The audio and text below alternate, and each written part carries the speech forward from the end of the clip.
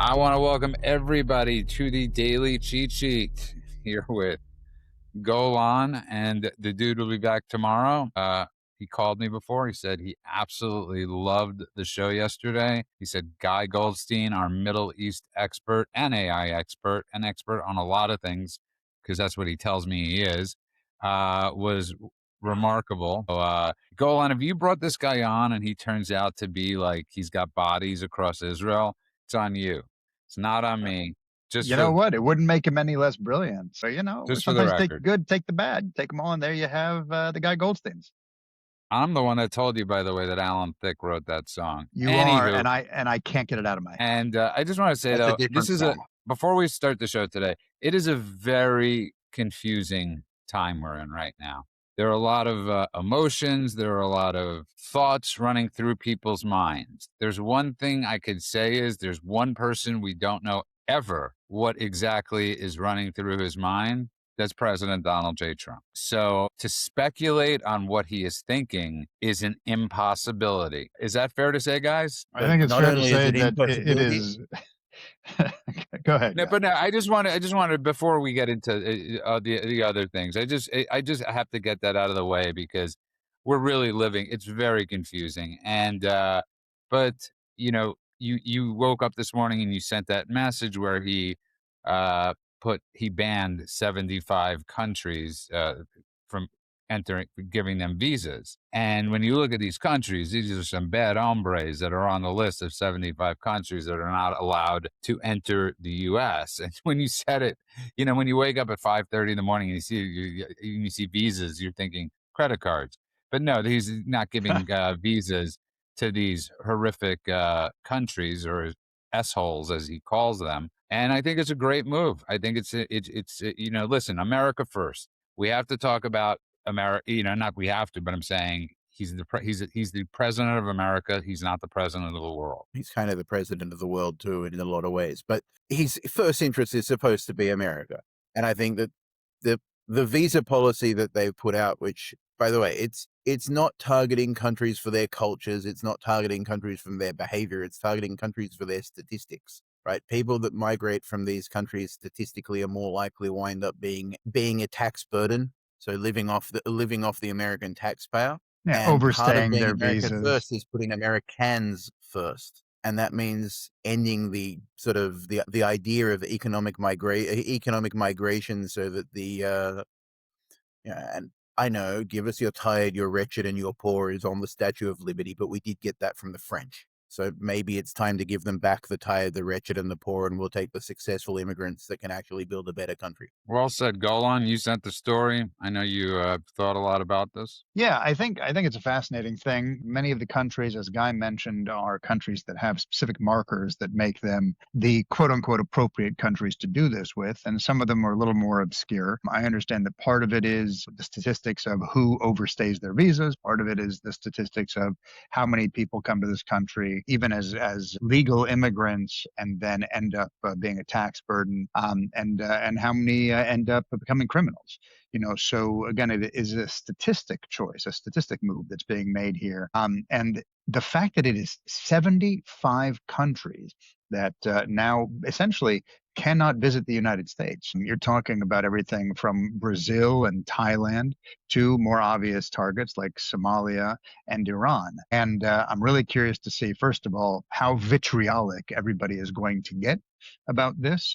That's coming. If you thought the Muslim ban conversation, as they called it, was a firestorm, we'll see what this one looks like because it's multiplied by 15. But I am also curious to see what the idea is in terms of how long this is going to last and what exactly the end goal is. It's not just about closing our borders. And when I say closing, I mean not as opposed to open borders, but as opposed to letting nobody in to visit either. So I think this is fascinating. It's one of the craziest news stories I've seen in a while, but I also think it might just be brilliant. Yeah, and listen, this is one of those Trump things. I'm sure Rubio had a big hand in it. I'm sure a few other people had a big hand in it. Perhaps Stephen But Miller probably had something to say about Stephen this. Miller for sure. Right. Yeah. This was like, right. I could see Stephen Miller having a globe in front of him, going, Here. You're gonna visa. You're gonna That's visa. No Yeah, visa. the Stephen. meeting. That's the Stephen meeting when Trump Miller is has a like, "Are you sure you want to keep adding names?" Stephen yeah. Miller's like, "Just write this down." Yeah, I could see him having a dart. I could Yeah. see Stephen Miller being like the most brilliant dart player and like just throwing darts at the countries that he doesn't want entered into the United States. Guy. So I do think it's important to note that it fits very well with the pattern that Trump has been implementing since his first term of a shift to an international relations model, of an international order model that's more based on strategic realism. It's more that there's a lot of these rules that we've played by for the past 80 years, so sort of anybody can migrate, everybody should be allowed everywhere, we should all be friends, free trade is the best thing ever, have proven themselves to be great for tin pot dictators, third world tyrants, and the CCP, and not so great for all of the Western countries that are currently having massive democracy crises in their democracies, crises in their demographies, and crises in their economies. And that seems to be a universal pattern across almost every sort of Western country. And so what we've seen as a lot of Trump's moves are about pushing the boundaries on some of these assumptions of the current state of the world order, and saying, well, which rules need to be adjusted to make for a world in which the people we like still get to thrive. And so the withdrawing from the UN bodies the other day is part of that, saying, okay, well, having, everybody gets a vote, including all of the bad guys, and there's only really 35 or 40 decent countries in the world that we would like to hear how they think. Iran, by the way, still on the Human Rights Council at the United Nations. So that's, classic example. I think can I tell you something? I think it would be great if just, the conservative movement could like come up with like a group of protesters like on the street to like lock the doors and like put like a for lease sale up in front of the UN, in front of the United Nations, like Doug Elman or whatever real estate company is huge in that neighborhood, or Jay Fuchs or whatever it is, in LA. Go on, you see those same Yeah. people all over. It would just be Go- great if we could lock the doors to the UN and just say for lease. Go large. Just have Trump buy a crane and a giant sign and just park it next to the UN and coming soon with a sign next to it saying coming soon. Yeah. I'm telling you, I wouldn't mind if they all showed up and the thing had been bulldozed to the ground, but like some house in Gaza. But I also want to clarify for our listeners. I think this is important because we haven't gotten into the details of what this is. This isn't a general ban on all of these countries. There's nothing that is outlawing tourist visas or business traveler visas. This is important. This is for immigrant visas. These are for people who have a potential pathway to permanent residency. The reason why this is important is because it goes to what Guy was talking about earlier. It basically is targeting countries who have a history of instability, poor vetting, of welfare dependency, people who, if you're coming to be a drain on the system, then Trump is saying right now, until we get the things in order, until your countries get things in order, we don't want you here. And I think it's safe to say, I know that other people might scream otherwise. That's not xenophobia. That sounds like smart immigration policy, especially right now. Anytime anybody uses any of these words that These words.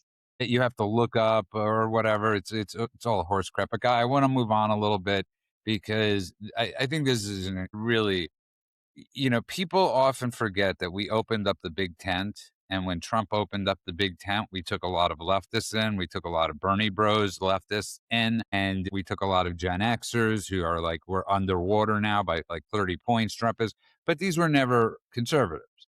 They were people that, voted in the last election for Trump. And, obviously they're turning on him because they don't like the optics of one thing, probably in particular, which is ICE. And they're getting there, in a sense, Jon Stewart has become to the college right what, and I put him well above Tucker on this one, because Tucker's demographic is like 65 and older. Joe Rogan, had that numbnut hair plug, Rand Paul on yesterday. And as I brought up in a post before, I understand why he got beaten up. I think his neighbor was probably justified in doing it. I am not calling for violence to Rand Paul, but I get how he might have irritated his next door neighbor. I get it. And, he's talking about guy that, that the car could have been veering this way. You're an idiot. I mean, anybody that's talking about how a car veers as it's heading towards you. And we find out today, yeah, the ICE officer had internal bleeding. And this shouldn't even matter as part of the discussion. How the car veered? Are we really having that discussion? The car veered in a certain. It's insane, guy. I'm sick and tired of this. I love that Stephen Miller came out and said that every ICE officer has full immunity. If you can't handle this stuff, screw you. We have God knows how many illegal immigrants in this country that are doing some of the most atrocious things known to mankind, and nobody on the left gives a crap. And I'm tired of listening to people like Rogan set this narrative that's totally false. Well, there's something else too, is that we're watching, and this is a consistent thing. I We're love that watching. twice today. I've said Guy or Golan, and you both switched. We just So switched. go ahead, Golan. It's I feel like we're a hive mind at this point. So it doesn't. One will start, the other one will finish. It's fine.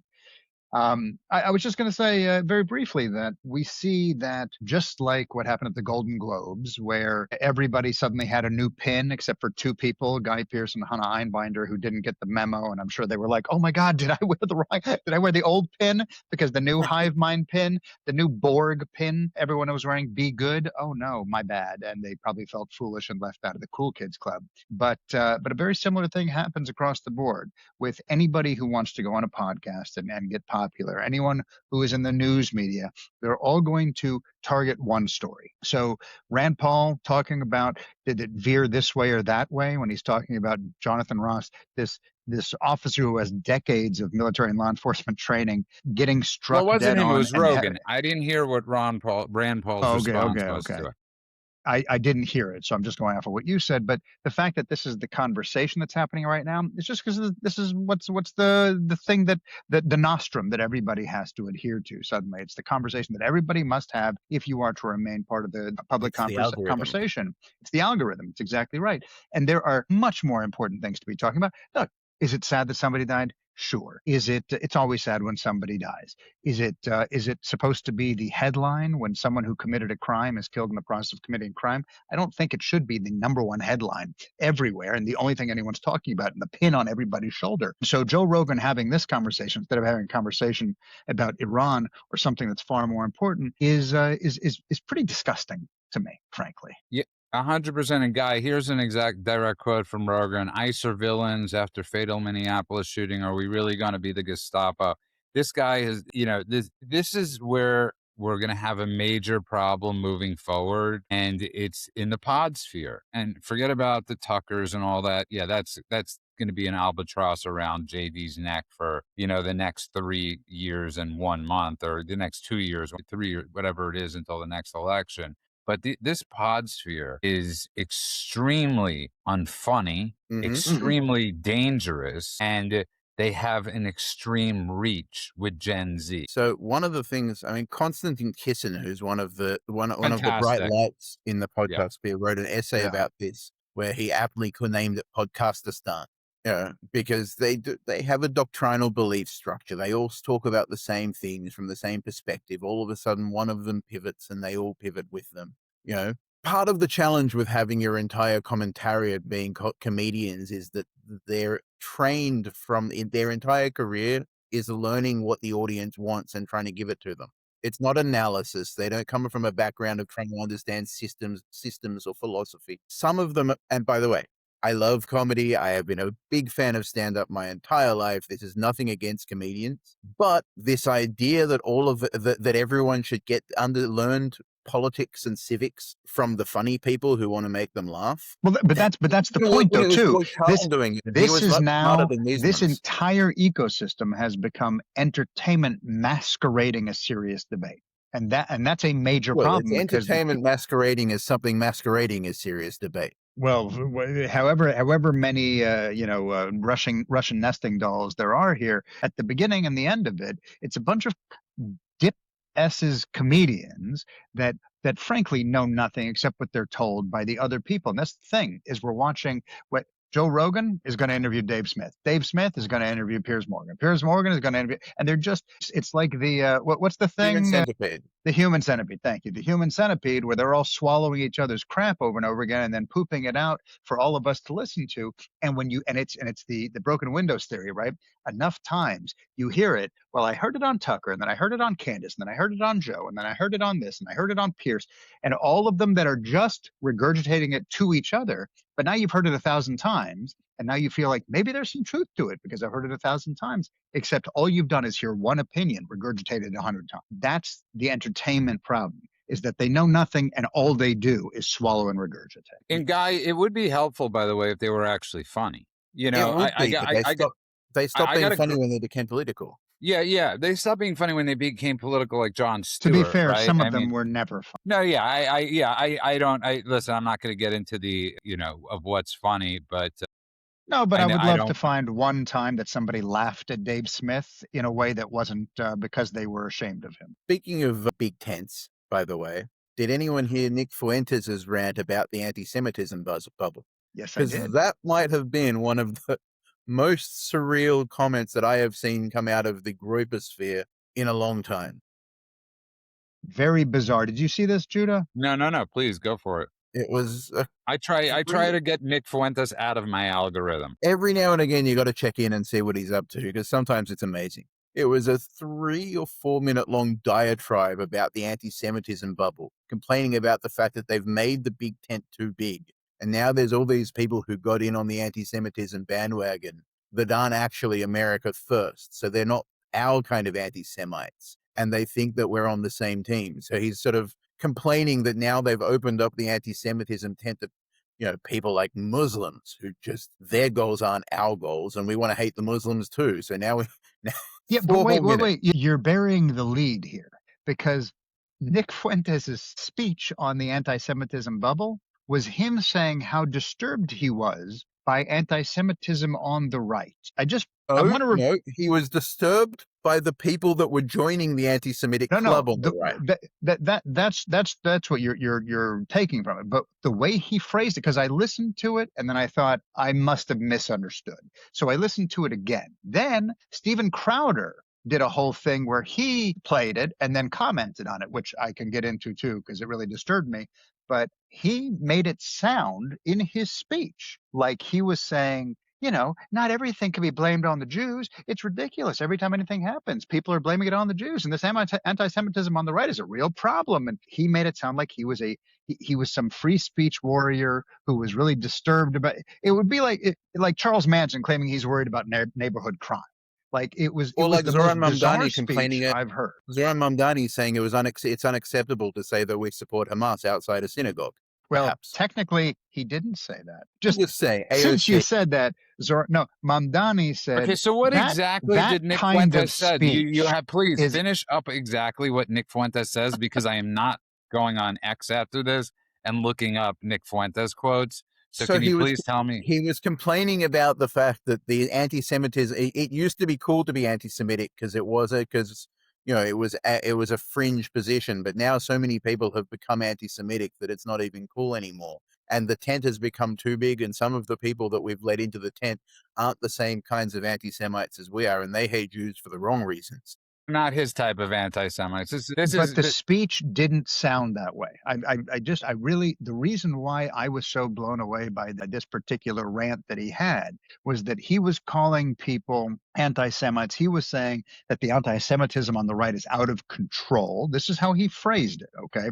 He was saying that sometimes when you say, like I'm saying right now, that not everything can be blamed on the Jews, you suddenly are branded an Israeli shill. And, by the way, I'm quoting things. These are things that he said within his speech. I don't remember every word of it, but there are certain things that stuck with me. And he said, being called an Israeli shill, and he was saying, we've drawn in all these new voices, but they don't really understand politics very well. They don't have a deep understanding of politics. And he said, a lot of these people are being manipulated by leftists and communists and Islamists. And that's why they're going anti-Semitic. And it really doesn't make sense. And he's asking for a refinement of the MAGA movement, or the America First movement, rather. And it was a bizarre bizarre thing to hear coming out of Nick Fuentes' mouth. Because if I didn't know Nick Fuentes, I would have thought he was saying what we say.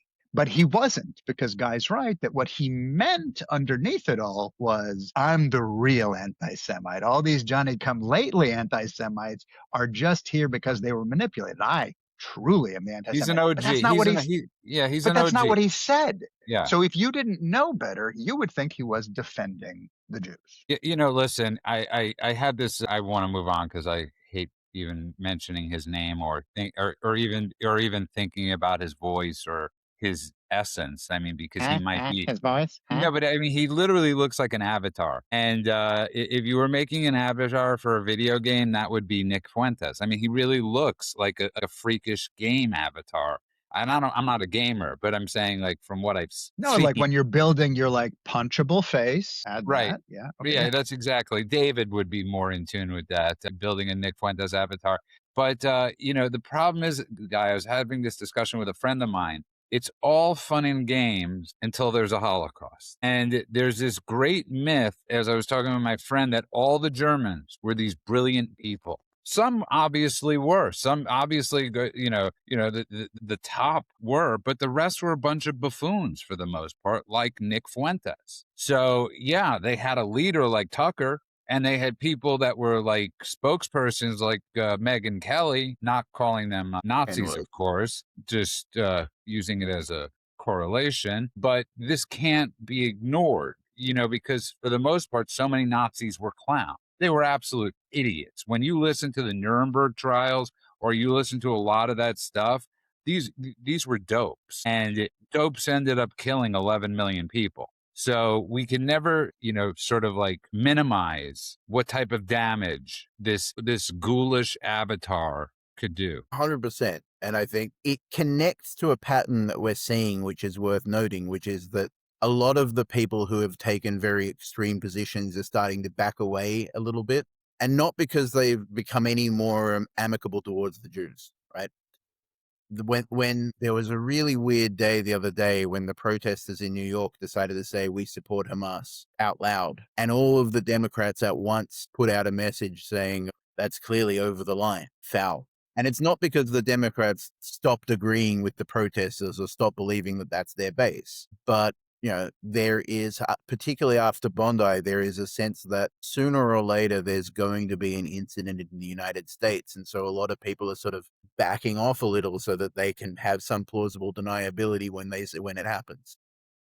Yeah, there is an idea that pre-Holocaust Germany was like uniquely enlightened and rational and advanced, and then suddenly lost their minds and all of that. And I think this is a story we tell ourselves because it's comforting, but it's actually quite false. And it's a good comparison to what's going on right now, not just in America, in the world, but in America specifically. Germany before the rise of Nazism was deeply unstable, was a resentful, humiliated society. It had just come from this reeling from defeat, and it had inflation going on and big national trauma, whether it was earned or unearned, whatever.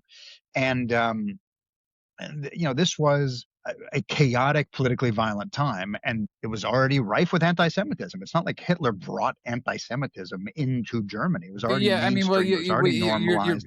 But you're bringing up is the revisionist history that we're constantly getting Correct. from these, but the reason I'm bringing great that up historians is that Tucker. the comparison. But the reason I'm bringing it up is the comparison to America today. Right? We're deeply divided. We have a lot of normalized mainstream anti-Semitism. The reason the Crowder thing struck me when he played the Nick Fuentes the comments that we were talking about is when he broke them down. He was like, "Yeah, I don't think it's anti-Semitic to say that maybe the Jews are a problem or having less Jews in the United States wouldn't be a thing, and questioning that doesn't make me anti-Semitic." It was this very bizarre, like you can't believe what you're hearing, but it's not the first time I can't believe what I'm hearing. Every day I can't believe what I'm hearing.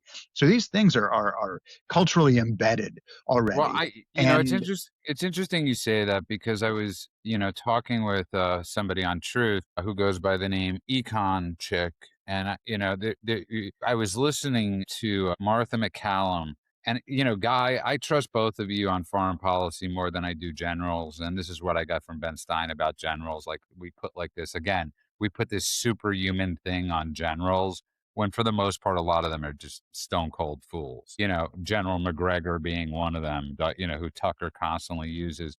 But Guy, I'm like listening to the Martha McCallum interview this general. I'm like, Martha, have you always been this dumb? Like I almost feel like it's like carrying over like into people. I at one point I really respected their reporting, their interviewing styles, and I don't think they're taking the situations abroad, domestically, or anything like that seriously. I don't know if they get it. I don't know if they really are understanding what's going on. So, first of all, I think one of the challenges that you have is in a society where most people have no connection to the military, general sounds really impressive. In Israel, everybody's got an uncle who was a general. Yeah. It's like it's like I brought up in the FBI. If you're an agent in the field, you're called a special agent. It doesn't, it doesn't. And so if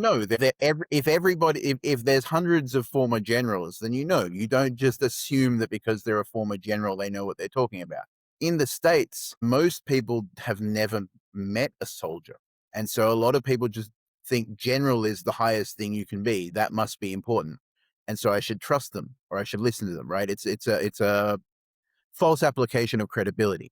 Now, I can tell you that there are some generals that are absolutely brilliant. The other day, I was listening to H.R. McMaster's talking about some of the situations going on, and his analysis was on point on every issue. His recommendations were very much sort of from a 90s general perspective. His analysis was on point. The guy knew what he was talking about. I've also heard generals like McGregor and Carlson, nothing he said has any correlation with reality. I've had to interview him, Guy. How? Why? I don't want to bring it up because Okay. somebody asked me to co-host a show with him, and somebody I'm not friends with anymore. McGregor was on, and what am I going to do? Say you're an idiot out of But you respect for felt that way in the moment? Yeah, I felt that way in the moment, You 100%. immediately knew it. I just want to Well, he pivot was real on my quick to friend's the show yeah. he was on a person I used to be quite close with. So yeah, I knew immediately that but again, it's like, listen, I trust your voices. I trust certain people's voices. I don't trust a lot of voices, and I think this Well, is where we. I want to really quickly before you go off of this, I want to pivot to the other thing that you said, how interviewers sound dumber now, right? I think this is really important because we don't talk about this enough. I don't think it's that interviewers got necessarily less intelligent. It's that the entire incentive structure has changed. Right? Intelligence is no longer being rewarded. It's not a Because, premium. right, well, if clicks and views are the currency, then clarity and depth get replaced by whatever a gotcha moment is or an outrage moment, right? They used to ask questions to learn something. Now they ask questions to generate clips. So it's a completely different process now. They're doing it in order to get virality, not to get insight. And virality doesn't care if you sound informed or if you sound intelligent. Tucker asking that question, how many people, what's the population? That's not a question he was asking because he wanted to learn what the population was. It wasn't a question he was asking because he wanted the audience to learn what the population was. He was asking that because it's a ludicrous question that is granular, detailed BS that he was asking specifically as a gotcha. And guess what happened? It went viral. Everybody's been talking about it ever since. That is not interviewing. That is just nonsense. That is just being a YouTube stall. And so that's the difference. The interviewers aren't even prepared anymore. They skim a headline or they have AI summarize something and then they regurgitate it, like we were talking about before, back to whoever they're interviewing in whatever the best way is to get a clip. That's why it's become the way it is now. Guy, final thoughts on this before we move on. First of all, I agree with everything Golan said for a change. Who doesn't? You mean me? I'm the one that brought it up. How come I don't get the credit for because bringing you up? didn't give a whole rant about it. But I think the other thing is the guests have become, guests have always been props for journalists. But I think once upon a time, journalists used to make their name by asking tough questions and getting bringing the guests that people wanted to hear from and pushing them to try to get to some sort of deeper truth, right? Mm-hmm. To show something to their audience, right? That was aggressive journalists were considered to be sort of top notch. We're uncovering, we're investigative journalists. We're uncovering the hidden truths. Now what you have is conspiracy theorists who bring on props so that they can play their conspiracy games. Tucker Carlson brings the most important historian in America right now, who's some amateur schmuck with a YouTube channel. He's not a historian. He's just a schmuck. And Can I tell you so something really funny? I just got to It's break the in lack of quickly, guys. curiosity, too. I got to break in Yeah. just because Douglas McGregor posted breaking. Son of Iranian Supreme Leader Khamenei attempting to seek refuge in Dubai. And I'm like thinking to myself, how true is this? you think he got that from Emily Schrader? No, he didn't get that. Emily Schrader's reporting about the airspace that's going on right now in Iran. That's right, because she posted about the son of the Ayatollah moving all his money to Dubai. Yeah, she's been on top of it. Again, Emily Schrader, not a Republican. The reason we say these names, people follow these names on X. Go and look up these people. These are the people we follow. We're never going to steer you in the wrong direction. And they're not like these ultra conservative people. They're just people that actually are citizens of humanity that are reporting on the facts. She's a reporter. Sorry, go ahead. Just a quick note while we're talking about Emily's reporting and things that are coming out of Iran, we are seeing that the airspace over Iran, Iraq, and Syria seems to be very empty right now, and Iran has apparently closed its airspace according to NORAD. So things may be happening. We do not know exactly what, but what we can see is that the landscape is looking increasingly like people think that something may happen. There was an interesting thing that came out of the White House. Real quick, just an interesting thing while we've been talking that came out of the White House. It is an unsubstantiated rumor. I want to make that clear. And it's an unnamed source, so we know whatever that means. But it said that Trump has spoken about how he feels obligated to take action on Iran and has been having meetings weighing the risks of retaliation. So that was reported in 5 different places now, including and by the way, CNN just so people understand this, I really want people to understand this really quickly when we talk about retaliation. Okay, so Iran has still thousands of ballistic missiles. I brought this up. Thank God Israel is secure, and you saw the damage those ballistic missiles were able to do to Israel. Golan's mom's apartment, even with David, the Arrow, the Iron Dome, the rest of that region does not have those air defenses. So when Iran pushed to the wall, well, Saudi Arabia doesn't want us flying over because Saudi Arabia thinks, you're not allowing us to fly over, so we're not going to hit you, jackasses. But I get the thinking. So this isn't as simple as. Well, and you'll recall that a couple of years ago, the Houthis managed to disable sort of 50% of Saudi Arabia's oil production capabilities for about 2 years with a couple of lightweight missiles. So Iran has the capability to seriously harm most of its regional neighbors if it just goes wild. If it has its own version of the Samson Doctrine where it's just going to start firing on everyone and everything, it can do a lot of damage. That said, and I'm going to put in a that said because it's an important that said, there is a distinct reality that says that at some point the army, who are not necessarily religious fanatics, say it's not worth it for us. This is over. And I think a lot of the pressure that you're talking about the Iranian army. So Iran has this is a very important thing. There's the Iranian National Army and there's the IRGC, the Revolutionary Guard. Pause for just a moment. This is for our listeners. Many people, I found this out tonight, didn't know that there were 2 separate groups. The IRGC is what we're talking about here in terms of who works for the Ayatollah, who works for the evil, quote unquote, evil regime. And then you have the Iranian army, which is the actual military of the country. These are 2 separate groups, 2 separate management structures. And the IRGC is considered much stronger than the Iranian army. But the Iranian army still right now is working for the regime. Right. Okay, before we move on, I just want, because I obviously... Hang on, I interrupted Guy. I just wanted to make sure that was clear for the viewers. It's okay. Guy spoke enough yesterday. For the listeners. With critical acclaim, somebody, Turbo in the chat wants him to be a speechwriter for the president. It's like it's going to become the Guy show, and I'm very insecure about that. So you've got the good hair.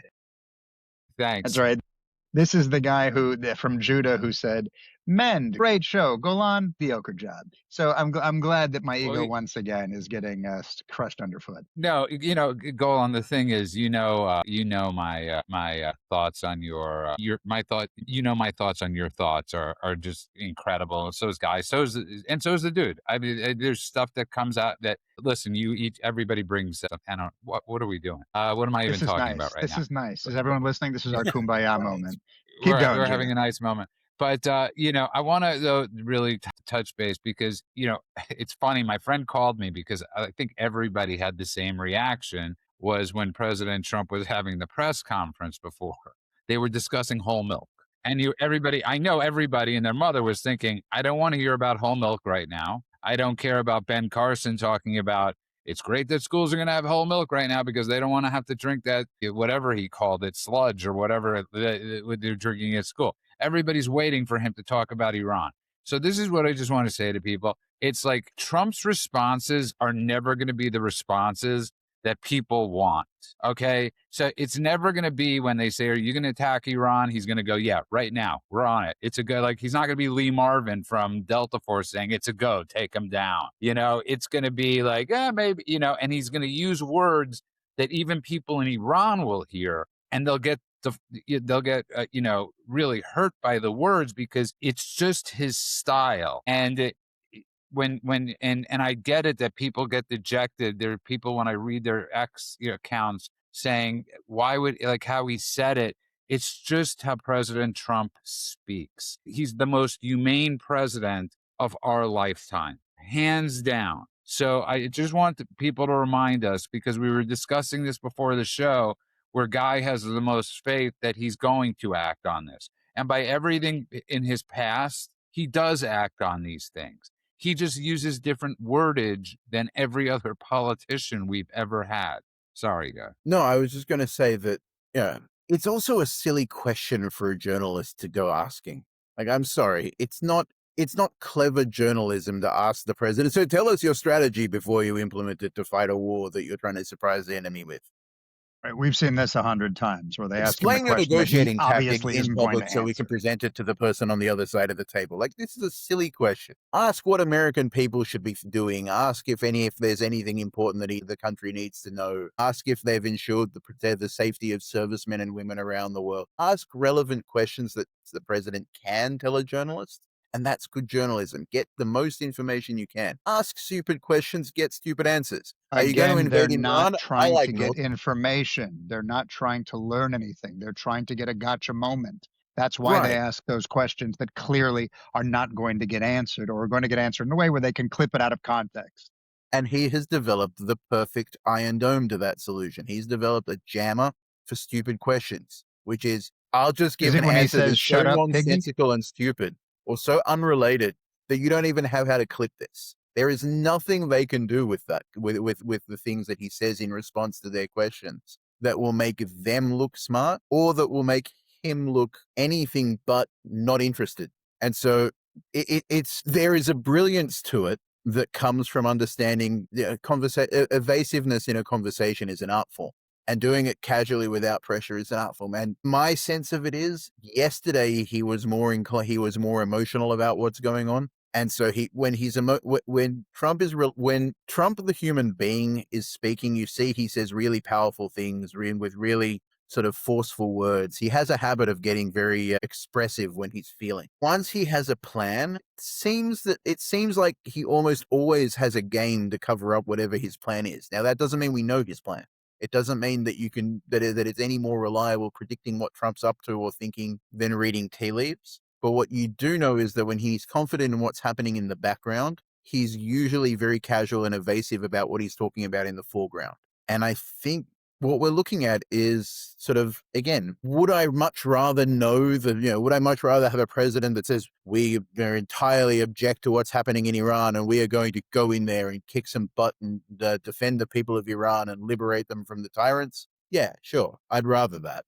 But that's not the president we have. But what we do have is a president who, from his track record, has been pretty good on saying, if you mess with me, I will show you that that was a mistake. The Iranian regime has a critical weakness that really plays into Trump's personality, which is whenever they feel vulnerable, they start tweeting things to try to show that they're tough. So even today, they were sort of tweeting threats at the United States.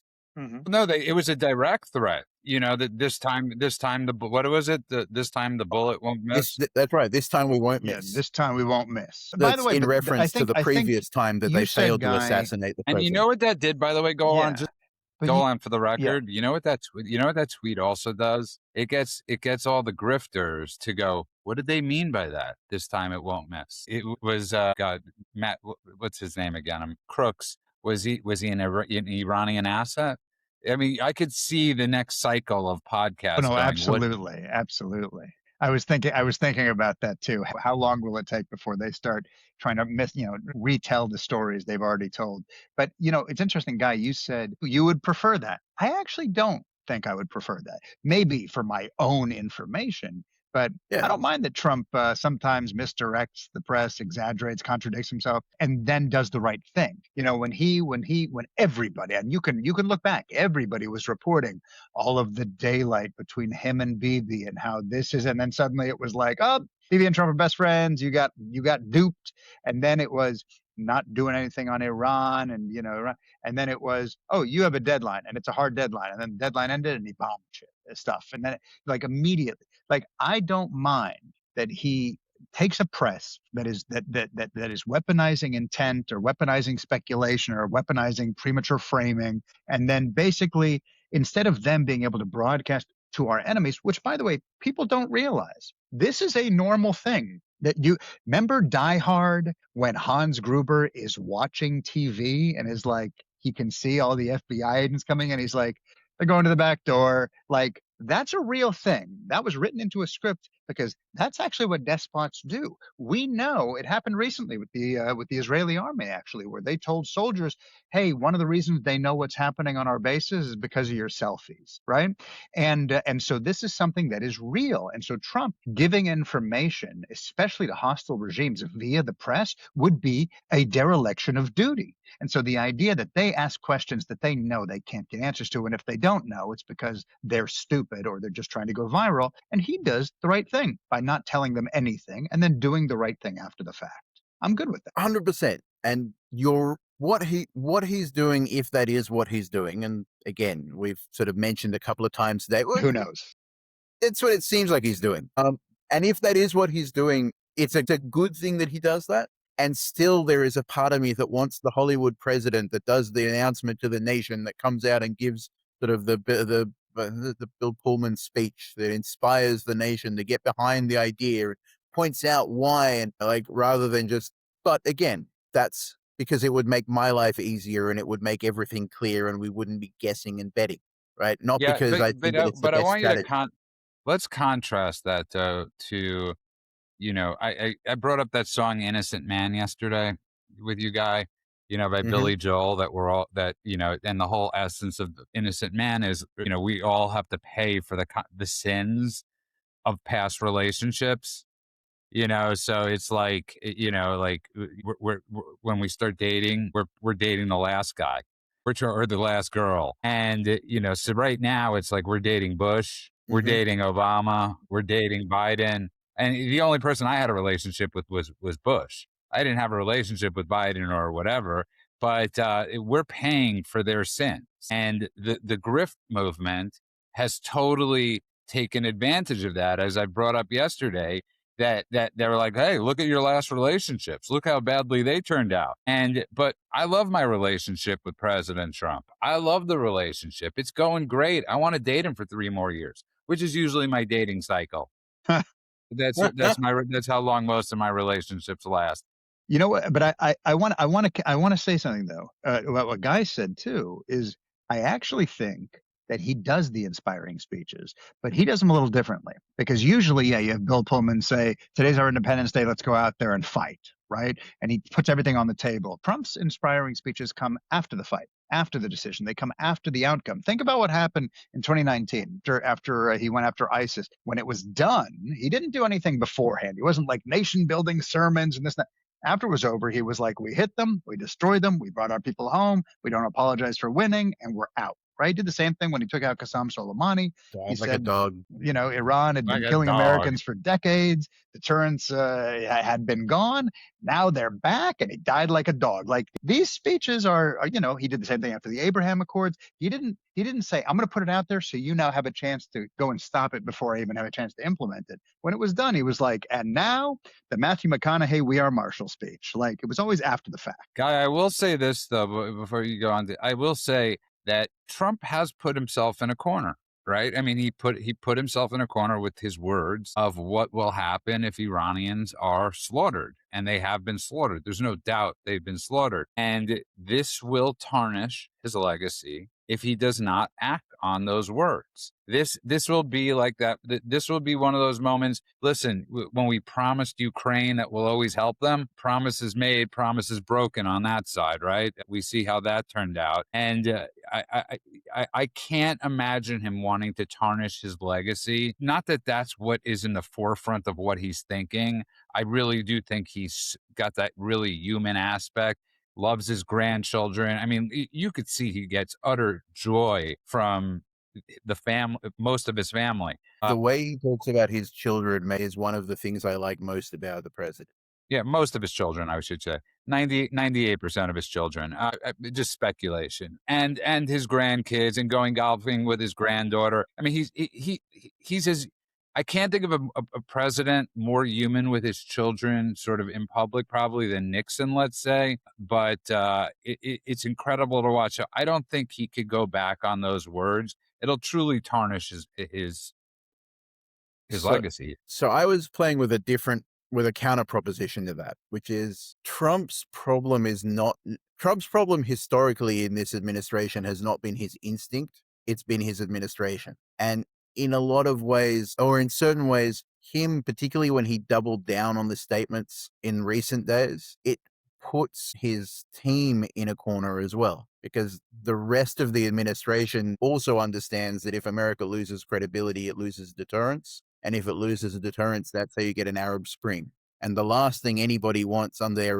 track record is an Arab Spring. And so there's a non-zero probability. And again, with Trump quotes, it's always a guessing game, and you're always sort of betting against the house. But there is a non-zero probability that part of this was about making declarations that lock the rest of the administration in to shut down some of the potential objections, because he understands where the rifts are. And the thing that makes me lean towards that is that he's actually taken some other dramatic steps to shutting down some of the rifts. So the other day he gave an interview to the New York Times in which he very clearly and unambiguously said that there is no place for anti-Semitism in the Republican Party or in the MAGA movement, that one of his children is a Jew and he very much enjoys being part of it. Like, he really laid that out, that this conversation about what the role of anti-Semitism in the Republican Party and the MAGA movement is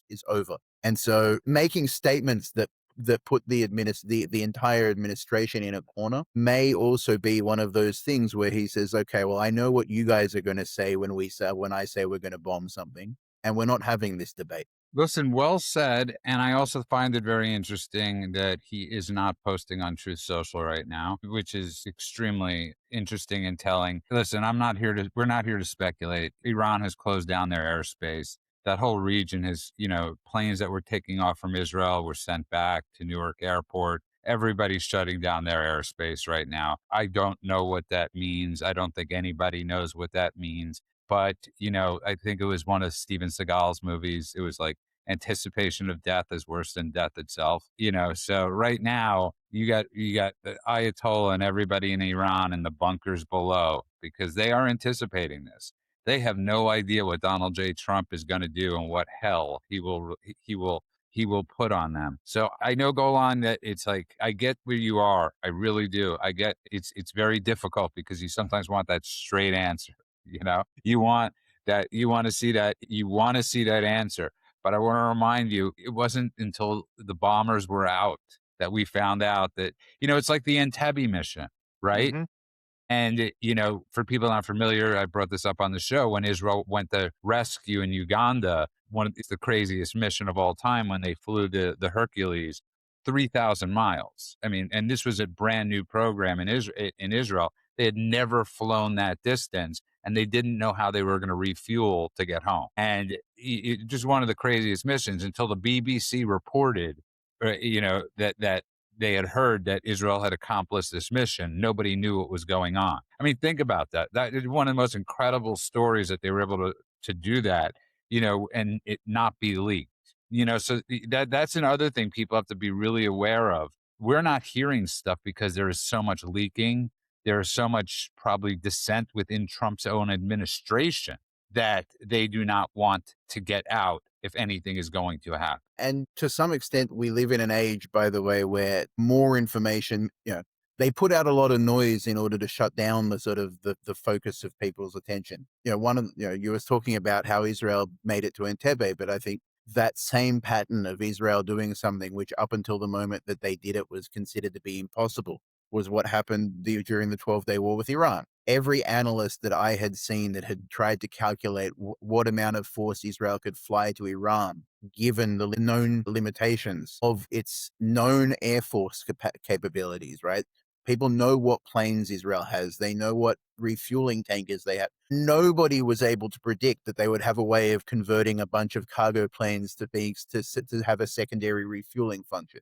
No one was able to predict that they'd be able to optimize the F-35s to almost double their flight range. Nobody was able to predict so many of the things that Israel was doing that it was not a surprise because they did something unexpected. It was the surprise because they did something which up until that moment was impossible. Well, think about how the Israeli Air Force started, which was impossible, right? They flew the planes 3,000 miles from where was it they flew them from?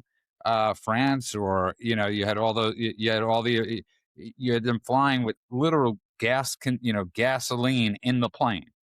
Like literally like makeshift planes that they had put together from, planes that were smuggled out of the United States. And I don't mean whole planes. I mean parts of planes, because Truman had put the embargo on. And I encourage everybody to watch that. It's an amazing documentary called Above and Beyond. But go on to his points, the same thing with Iraq when they took out their nuclear reactor. That was another impossibility. They trained for that mission for 1 year of how to manage to make jets, give them the ability to get back and forth. And so, we live in a different time. We live in a bit different age. The biggest problem, though, is leaks go on. And we know there's a huge camp always within the deep state, Pentagon. In this case, it's the woke right people, the Tucker Carlson camp, whoever it is that will leak information for sure. And so there you are. I mean, and even, sorry, after you go on. No. Go ahead. Even administrations that are known for being leaky. Netanyahu's office is notoriously leaky. 50% of the time, people assume that he's the source of the leak. And they're probably right. I mean, we have no confirmation, but it makes sense. On the other hand, nobody knew about the pages for how many years? It was kept between the head of the Mossad, the unit working on it, and Netanyahu until the time was right, or until it got found out, or whatever circumstance made it come. Nobody was talking about, well, maybe there's a possibility that Israel has embedded some sort of tiny explosive battery device in.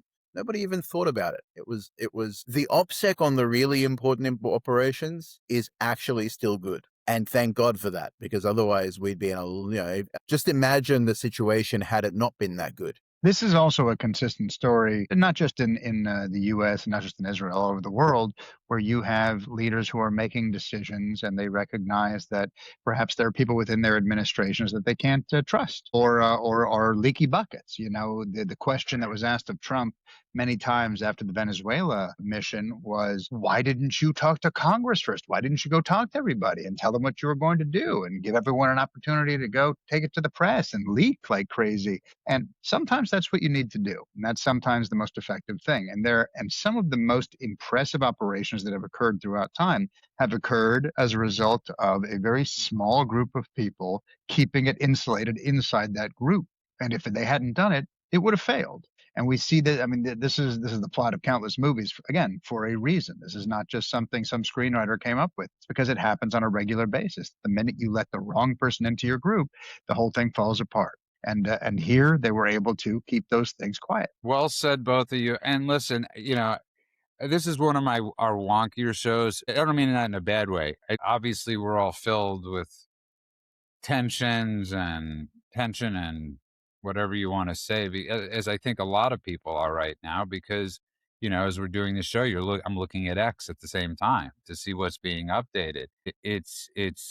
Listen, just so people understand this, people keep on wanting to blame the Mossad, and I love this story. Go on with the Mossad. Israel has the most to lose, in a sense, if there's a war in Iran right now.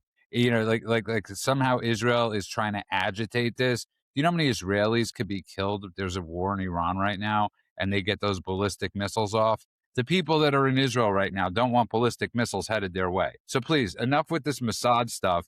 I love that Guy brought up yesterday the Kurds, are also, extremely dangerous supplying weapons. I thought that was one of the most And the brilliant points. Azeris and the Baloch. But also, one thing I want to say is the absurdity of thinking that saying it's the Mossad would be a negative thing. Like, I'm sorry, the Iranian people are one of the most oppressed people on earth today. And their regime is one of the most evil regimes on earth today.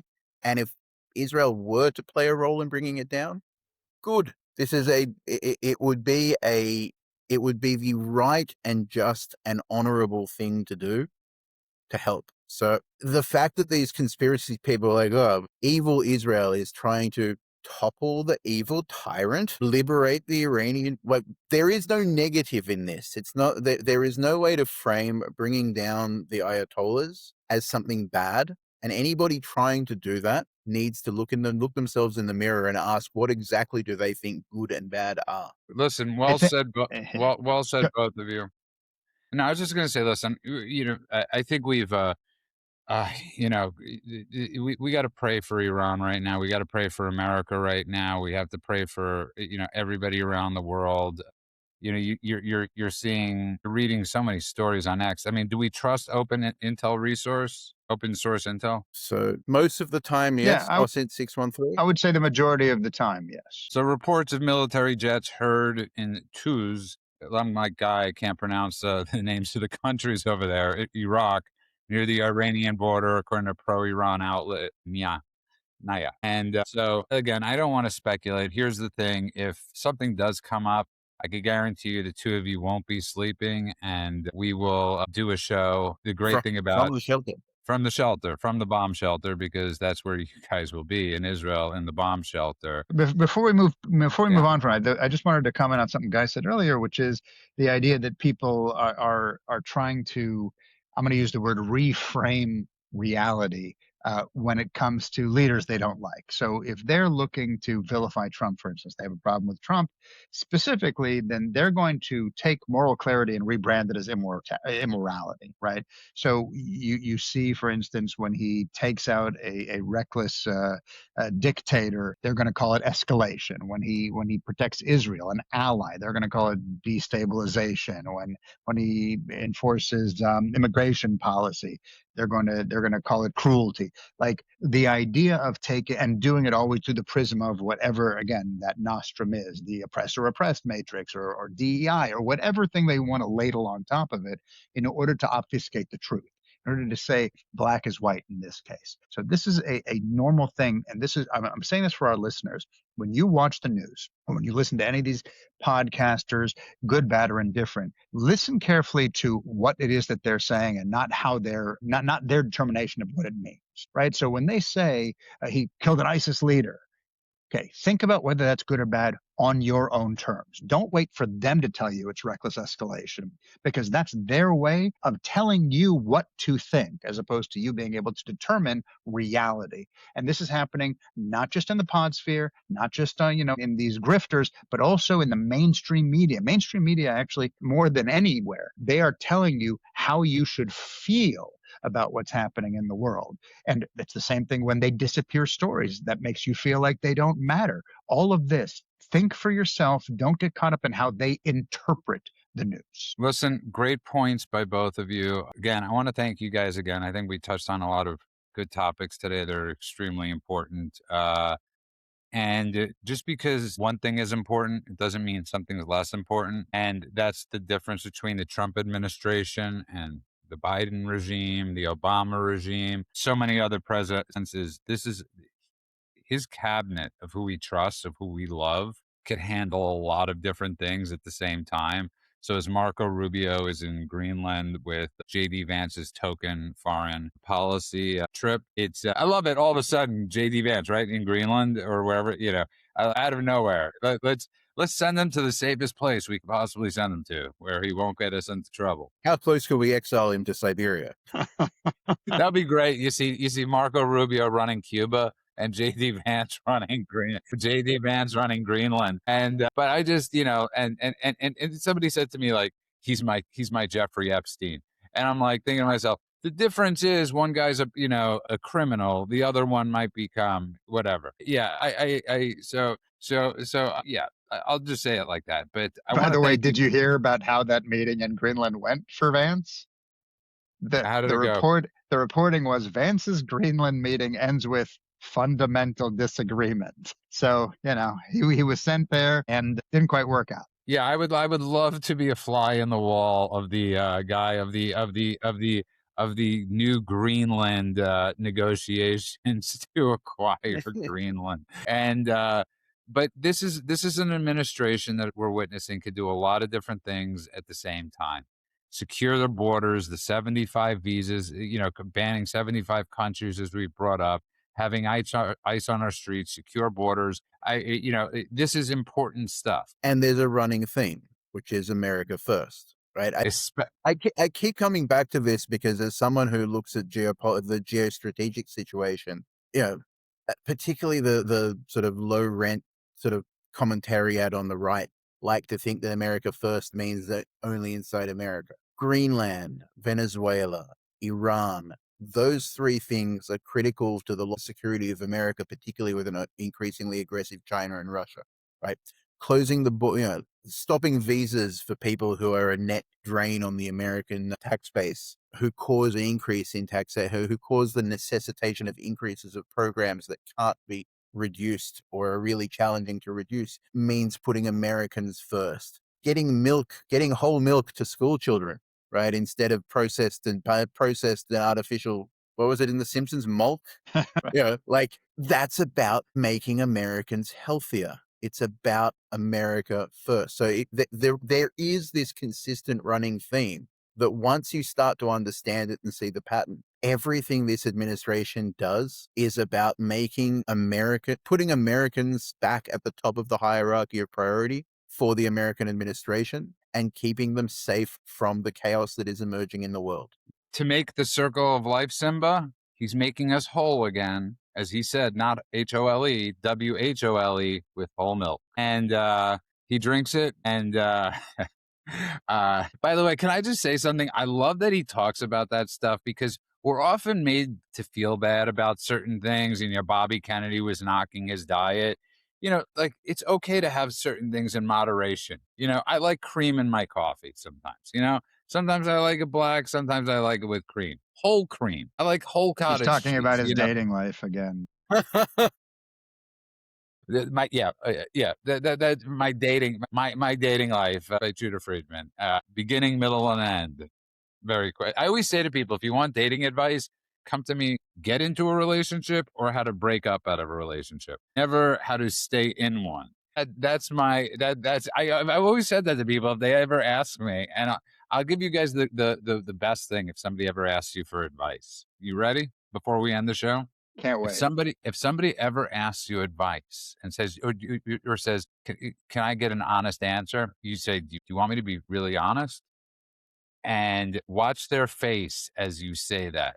Like watch their face, but I'll give you an honest answer, but just make sure that if I give you this answer, you're okay with that honest answer. They will almost 99% of the time. Every once in a while, you remind me, your proximity to Hollywood, I think, has also made a difference. This is every time someone asks me for notes on their script, first thing I say to them is, now, do you really want serious, brutal notes? Or do you want me to tell you, I read this and it's just brilliant? Because if it's the latter, I could do that right now without reading it. But if you want the former, brace yourself, get ready, and bring a pencil. I don't always get the answer you think. Yeah, I want notes on show. I have no problem with notes on show and criticism and constructive criticism. We go back and forth and we dissect and we try to make it better and do all that stuff. That's why we're not having Guy on again. And because he makes us both look terrible. And my mother's just Hey, I got us fascinated with back you. to milk. We Sorry, promised milk and we delivered milk. I couldn't understand. Your Australian accent was really thick there. It was whole.